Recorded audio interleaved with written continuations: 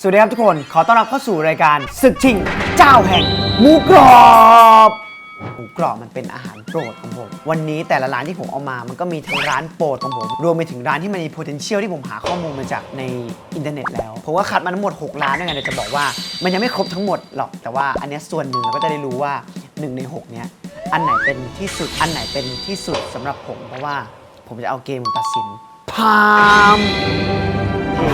เริ่มจากร้านแรกนะครับมาจุส่งเข้าประกวดเองหมูกรอบก๋วยจั๊บใน X เยาวราชครับเยาวราชร้านที่2นะครับอันนี้ก็เคยไปกินแล้วก๋วยจั๊บมิสเตอร์โจครับเขาก็เป็นร้านก๋วยจั๊บเหมือนกันแต่ว่าเป็นคนละสไตล์กับใน X และร้านที่3นะครับอายัดอาบาโลนนี่ก็เป็นหมูกรอบสไตล์ภัตตาคารร้านที่4ครับ TW Crispy Pork อันนี้ไม่เคยกินแต่ว่ามีคนบอกมาในกระทู้ว่าแบบมันเป็นแบบขึ้นชื่อมาเขาขายแบบหมูกรอบเป็นหลักแล้วก็รูปก่อนไหมก่อนสั่งนะไม่เห็น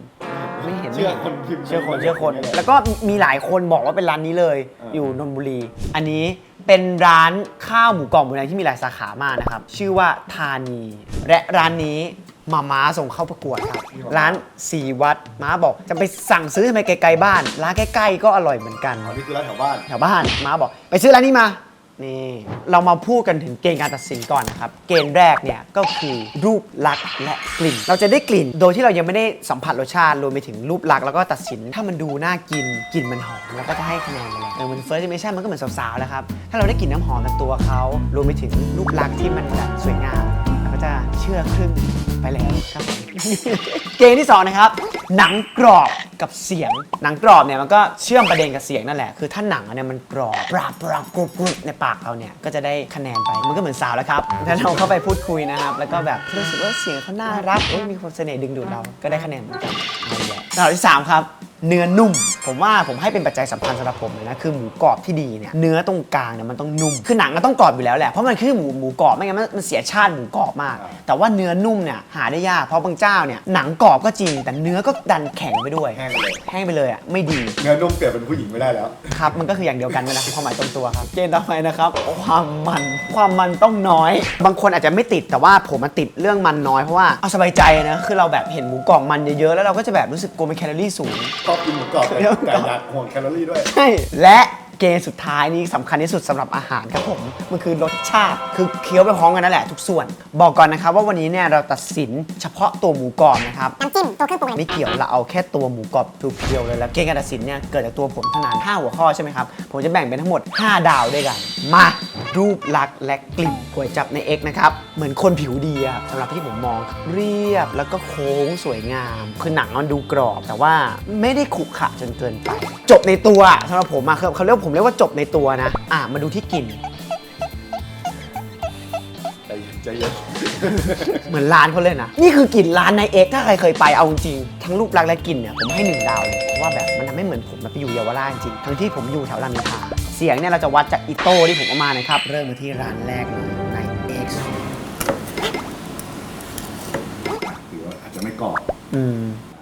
นี่อาจจะเป็นเพราะหนังทุกคนก็จะได้ยินเสียงโดยเฉพาะผมนี่แหละ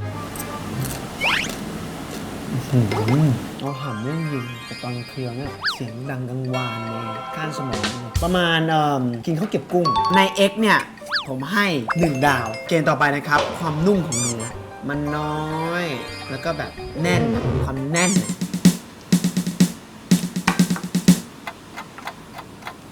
มันไม่ได้เคี้ยวง่ายเท่าไหร่เพราะว่าด้วยความที่เขามันน้อยอะไรเงี้ยมันแน่นอันนี้ผมให้ครึ่งดาวมาที่เกณฑ์ต่อไปนะครับความมันอันนี้เป็นอย่างที่บอกมันเป็นความชอบส่วนบุคคลของผมเลยคือถ้าอันไหนมันน้อยเนี่ยผมจะให้คะแนนดีโอ้อันนี้ไม่ต้องพูดถึงความมันเลยดูจากหนังก็มีความแห้งเนื้อเยอะอันนี้เอาไปเลย1ดาวเกณฑ์นี้ก็สามารถสุดก็คือรสชาติเราจะกินทั้งหนังพร้อมเนื้อแบบพร้อมกัน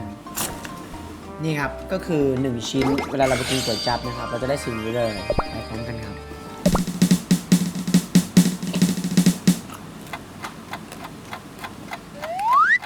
ถ้าวัดที่หมูกรอบเพียวๆนะคือผมว่าของนายเอกอ่ะมันอยู่คู่กับก๋วยจั๊บหรือไม่แบบเป็นน้ำราดหมูกรอบสไตล์เขาอะแต่ว่าอันนี้พอมากินเปล่าๆมันยังไม่ได้แบบพัวเข้ามาพืชในใจอ่ะครึ่งดาวสำหรับหมูกรอบในเอกกินเปล่าๆผลสรุปนะครับก๋วยจั๊บในเอกได้ไปทั้งหมด4ดาวด้วยกันใครที่ชอบหมูกรอบ มันน้อยไม่ถึงกับนุ่มมากมีเลเยอร์แต่ว่าหนังเนี่ยก็กรอบมีรสชาติที่เป็นเอกลักษณ์ของเขาก็ต้องในเอกไปที่ร้านต่อไปก๋วยจั๊บมิสเตอร์โจข้อดีมันอยู่ที่รูปลักษณ์คือหนังเขาเนี่ยอาจจะไม่เรียบเท่าในเอกนะแต่ว่ามันดึงดูดผมอะดูดิไม่รู้อะมันสวยอะคือมันมีความสีทองมีความแบบไทยๆเข้ามาเนี่ยมันไม่เอาไหมโนไม่ สีกำลังพอดี พอดีโนไม่ส่วนเนื้อตรงกลางเนี่ยเหมือนเลเยอร์มันยังไม่โดนผมอะอันนี้ไม่รู้นะแต่ว่ามันดูที่กลิ่นกันเฮ้ยหอมให้ความกลิ่นเหมือนหมูกรอบมาอ่ะผมให้ครึ่งดาวก่อนเสียงยังไงก็มาแน่ๆบอกเลย ชัดเจนอันนี้คือชัดเจน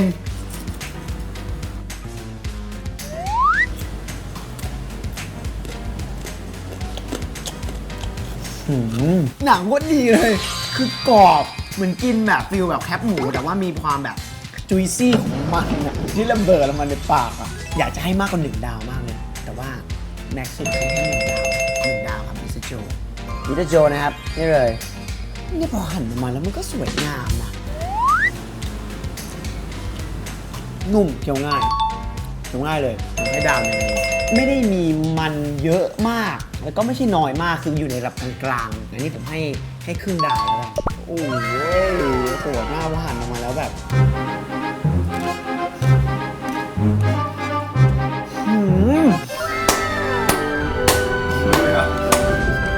คือหนังเขามีความเค็มแบบคือเราไม่ต้องปรุงแต่งหรอกนี่คือมันอยู่ในชิ้นเดียวที่อยู่เลย1 ดาวเต็มครับพี่โจครับ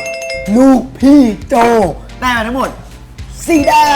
วเหมาะกับคนที่มองข้ามเรื่องรูปลักษณ์มองข้ามเรื่องความมันรสชาติเนี่ยทางกินเปล่าก็ได้เพราะว่าทางก๋วยจั๊บก็ดีเพราะว่าหนังเขากรอบมากถ้าใครบ้านอยู่แถวถนนจันทร์ผมว่าน่าจะต้องเคยกินร้านนี้กันอยู่แล้วแหละแต่ถ้าใครมีไปแถวนั้นก็ไปลองดูจานที่3ครับภัตตาคารอายัดอาบโลรูปลักษณ์ไม่ต้องพูดถึงด้วยความพรีเมียมของเขาครับแบบเป็นบล็อกสี่เหลี่ยมๆมาให้เราอยู่แล้วหนังก็ดูแบบเป็นสไตล์จีนแท้ๆมีความไหม้ปนเรียบเนียนสวยงามนะครับส่วนด้านข้างก็ขาวความเนียนเหมือนแบบคนผิวเนียนอ่ะ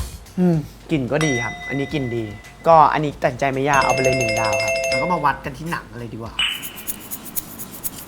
มันเป็นสไตล์เขาอยู่แล้วนะเนี่ยไม่ได้คาดหวังกับเสียงเท่าไหร่ให้ใกล้เคียงกับสไตล์ใน X เลยนะคือหนังแบบมีรูปแบบเดียวกันเลยดูแต่ที่เหนือกว่าชัดเจนคือความกรอบถ้าผมกินไม่ผิดอ่ะมันคือน้ำผึ้งเว้ยไม่รู้ว่ามันเป็นน้ำผึ้งหรือเปล่านะแต่ว่าเราแค่รู้สึกถึงรสชาติน้ำผึ้งให้จะได้คิดออกตามอันนี้1 ดาวถ้ามีมากกว่า1 ดาวก็ให้แล้วอายัดอาบาโลนนี่อย่าทำให้ผิดหวังนะอันเนี้ยใกล้หายไปเลยมันละลายแล้วมีรสอีกแบบนึงที่ต่างจากหนังออกมาด้วยแต่ว่าเดี๋ยวรสชาติยังไม่พูดถึงมากแต่ว่าความนุ่มก็คือหายไปเลยเต็ม1 ดาวหนังแห้งมันน้อยเอาไปเลย1 ดาวอันนี้ไม่ต้องพูดมากดีมาตลอดมันมีกลิ่นอยู่พอสมควรเลยนะกลิ่นจากเนื้อกลิ่นจากหนังที่เขาแบบตั้งใจทำมาแต่ผมว่าพอมารวมกันแล้วแบบผมรู้สึกว่ามันทำให้ความหมูกรอบมันหายไปหรือว่าปกติเขาอาจจะให้น้ำจิ้มดอกก็ได้แต่ว่าถ้ากินเปล่าๆผมให้ครึ่งดาวอายัดอาบาโลน4 ดาวครึ่งนะครับเพราะมีความโดดเด่นเป็นเอกลักษณ์แหละตามสไตล์ภัตตาคารหนังเนี่ยคือหาไม่ได้กินตามร้านหมูกรอบอะไรทั่วไปอยู่แล้วแหละมีรสชาติที่เป็นเฉพาะตัวอันที่4นะครับ TW Crispy Pork นะครับส่งประกวดจากนนทบุรีถ้าเปรียบนะเหมือนเป็นคนที่น่าค้นหามากคือมันมีความพิเศษของเขาอ่ะอันนี้ผมให้ใกล้เคียงของมิสเตอร์โจนะคือมีความเหลืองอร่ามส่วนตัวเนื้อเนี่ยก็มีมันแทรกชัดเจนเป็นชั้นแบบสวยงามดูแลน่ากินอันนี้กลิ่นโทนเดียวกับมิสเตอร์โจเลยแต่ว่ากลิ่นเตะจมูกกว่าอันนี้ผมให้1 ดาวครับอันนี้นะก็คือตอนหั่นก็เสียงชัดเจนมากคือถ้าใครชอบหมูกรอบแบบหนังกรอบจริงๆนะร้านนี้คือขาดเลยอ่ะ TW Crispy Pork กรอบจริงกรอบกว่านี้อะไรวะไม่มีแล้วแม่งกรอบมากแตกร่วนในปากเลยแต่ก็ไม่ได้แห้งจนเกินไป1 ดาวเอาจริงถ้าตัวเนื้อผมว่ามีความมันไม่ได้เป็นชั้นชัดเจนไม่เนียนเท่าไหร่แต่ว่าอันนี้มันนุ่มเกินอ่ะมันรวบไปเลยอ่ะตอนเคี้ยวระวังกัดปากตัวเอง1 ดาวเต็มถ้าใครชอบมันนะชอบแบบชุ่มๆอ่ะจุยซี่อ่ะผมว่าร้านนี้ตอบโจทย์แต่ว่าสำหรับผมอ่ะยังไม่ ไม่ชอบสำหรับผมคือให้ไม่ได้ด่าเจ้านี้คือเบอร์สุดทางมากหนังก็คือกรอบแบบสุดๆเนื้อนี่คือนุ่มแบบสุดๆอันนี้ผมบอกว่าไม่เหมาะกับการกินเปล่ามากเลยอาจจะต้องไปจิ้มไปอยู่กับน้ำราดข้าวหมูแดงของเขาหรือเปล่าก็ไม่รู้แต่ว่าครับผมไม่ได้ด่า TW Crispy Pork ได้ไปทั้งหมด3 ดาวคืออันนี้เหมาะสำหรับคนสุดท้ายมากชอบหนังกรอบเนื้อนุ่มก็ไปเลยไปลองอันนี้มาที่เจ้าที่5ธานีร้านโปรดของน้องแบงค์ทิตินะครับแบงค์มันชอบฮาร์ดคอร์ คืออันนี้มันเหมือนแบบฮาร์ดคอร์ต้องเรียกว่าฮาร์ดคอร์ดีกว่าสาวซ่าแบบดิบเถื่อนแล้วก็กลิ่นโอเคครับแต่อันนี้ด้วยรูปลักษณ์อาจจะไม่ใช่ทางผมเท่าไหร่มันดูดิบเถื่อนไปนิดนึงผมเลยให้แค่ครึ่งดาวสไตล์น้องแบงค์ครับผมฮาร์ดคอร์คือเสียงเนี่ยก็มาดีนะคือหนังมีความหนานะมาที่เสียงในปากคือมันกรอบนะแต่ว่าผมว่ามันกรอบแบบกัดไม่ขาดถ้าเทียบกับคริสปี้พอคือกัดยากกว่าอันนี้ผมให้ครึ่งดาวทำคะแนนตามมานะครับมาดูเรื่องความนุ่มภายนอกเธอจะดูฮาร์ดคอร์แต่ว่าภายในเธอนั้นนุ่มนวลเหลือเกิน มีความอ่อนโยนเหรอ อ่อนโยนนี่ว่านุ่มมากอันนี้1 ดาวเลยครับนี่ม้ามืด ลูกสะพายคัดสัน คือหนังอะแห้งแต่ว่าตัวชั้นนะมีความมันแทรกอยู่เป็นระยะผมให้ครึ่งดาวครับสำหรับทานนี้เจ๊ลูกชิ้นมีรสของเขานะแต่ว่าไม่ได้แบบเกิดฉายโดดเด่นเขาทำมารอน้ำล่ามาตัดผมว่าอันนี้กินเปล่าแบบยังไม่ใช่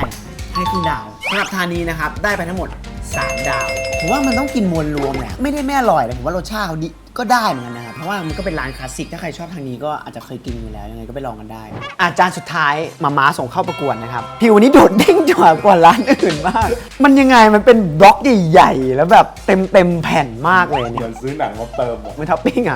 หนังมาส่วนเนื้อก็ประมาณหนึ่งสำหรับผมรู้สึกว่าแม่นี้ไม่ได้ดึงดูดให้ผมน่ากินขนาดนั้นเฮ้ยคือแปลกมากคือกลิ่นมีความพิเศษมากเลยอะผมไม่รู้ว่าอันเนี้ยคือเคล็ดลับอะไรเขาหรือเปล่ามันมีความซอสกลิ่นอื่นปนมาเยอะอะโอ้ยอันนี้ผมให้1 ดาวคือด้วยความรูปลักษณ์ที่แบบเตะตาและกลิ่นอันนี้งงมากมาม้าคู่แข่งน่ากลัวว่ะ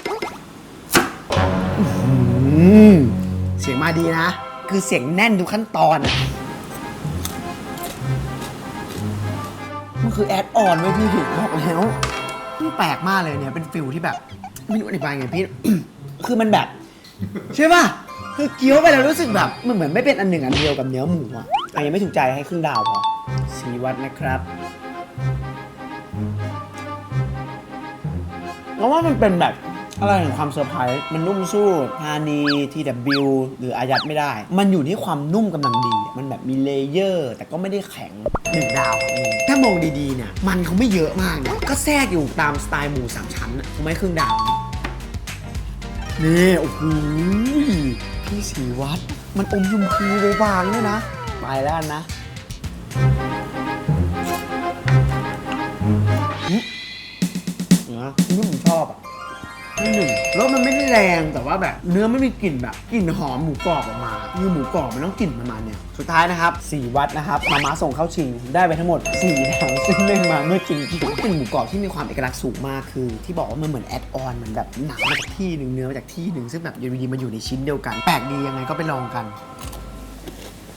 ศึกชิงเจ้าแห่งหมูกรอบเอาเป็นว่าคะแนนก็ตามชาร์ตเอาขึ้นให้อีกรอบหนึ่งกันไปดูกันสรุปทั้งหมดทุกร้านคือก็มีรสชาติสไตล์ที่เอกลักษณ์การที่เราลองหลายๆร้านเนี่ยก็ให้รู้ว่าแต่ละร้านเนี่ยมีข้อดีข้อเด่นยังไงแล้วก็ร้านไหนเหมาะกับเรามันแล้วแต่ลิ้นคนสไตล์คนมากกว่าอันนี้ก็เป็นสรุปในมุมของผม อันนี้ไม่เกี่ยวกับคะแนนอันไหนฝันใจ ขวัญใจของผมเหรอผมให้มิสเตอร์โจคือเขา